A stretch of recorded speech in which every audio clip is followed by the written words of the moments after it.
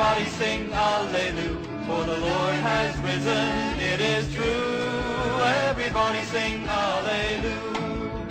30 years he walked the land, Alleluia, Alleluia. To all in need he lent his hand, Alleluia, Alleluia, Alleluia.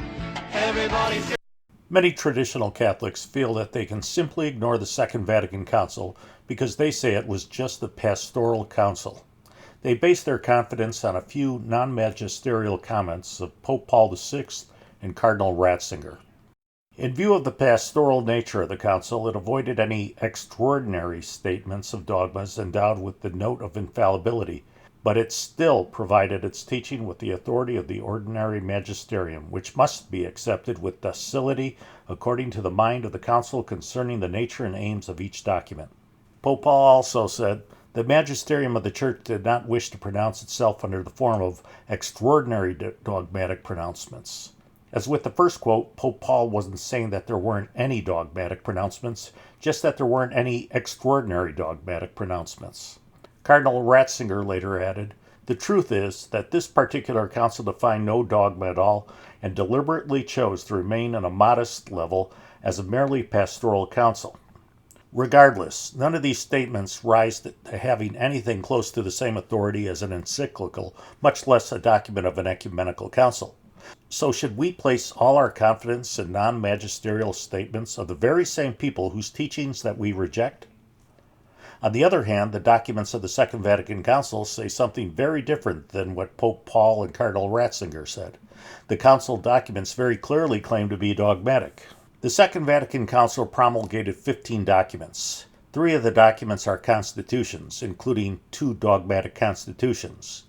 The word dogmatic is a fairly clear indication that the documents deal with dogma. There were also 3 declarations. One of those declarations was on the relationship of the Church to non-Christian religions, and another one was on religious freedom. There were also 8 decrees, including one on ecumenism.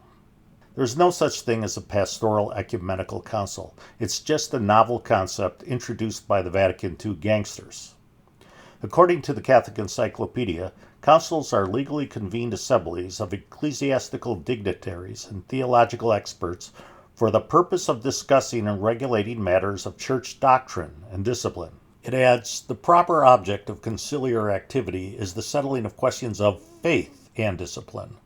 When they assemble for other purposes, either at regular times or at extraordinary circumstances in order to deliberate on current questions of administration or on non-concerted action in emergencies, their meetings are not called councils, but simply meetings or assemblies of bishops. So according to the Catholic Encyclopedia, if the assemblage is deliberating on pastoral questions only, it's not a council, it's just merely a meeting. The encyclopedia adds, ecumenical councils are those to which the bishops and others entitled to vote are convoked from the whole world under the presidency of the Pope or his legates, and decrees of which, having received papal confirmation, bind all Christians. So according to the Catholic Encyclopedia, we can't just ignore a valid ecumenical council. We're bound by it. Pope St. Stephen V wrote, to be sure, because the Holy Roman Church, which Christ appointed to rule over us, is set up as a mirror and as an example, whatever she decrees and ordains is to be perpetually and inviolably observed by all. And this was quoted by Gratian in his textbook on canon law, and it was thus incorporated into the historic canon law.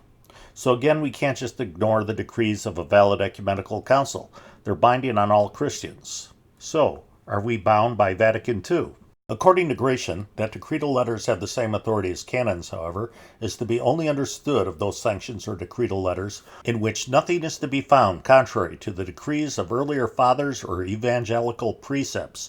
So the historic canon law anticipates that there might be decrees that are contrary to earlier church teaching. It tells us that those decrees, such as those coming from the Second Vatican Council, do not have authority. The Council most certainly contradicted earlier church teachings when it promulgated heretical documents on religious liberty and ecumenism and authorizing a new Mass. The council didn't develop or explain dogma, it flat out changed it. It made several 180-degree turns from tradition and distorted existing doctrines and twisted them into something that was decidedly alien and non-Catholic. Suggesting that Vatican II was only pastoral and not dogmatic is a very weak and silly argument. In fact, it's outright false. However, the council can be ignored. It can be resisted, and it must be resisted. As we discussed in my prior video on obedience, which is linked down below, we are bound by canon law to resist the heretical council and everything coming from it. Vatican II was a robber council.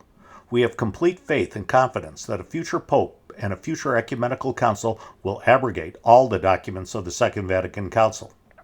Well, thank you for watching this video. I'll be back again in about a week with another one, but in the meantime, please pray for the church.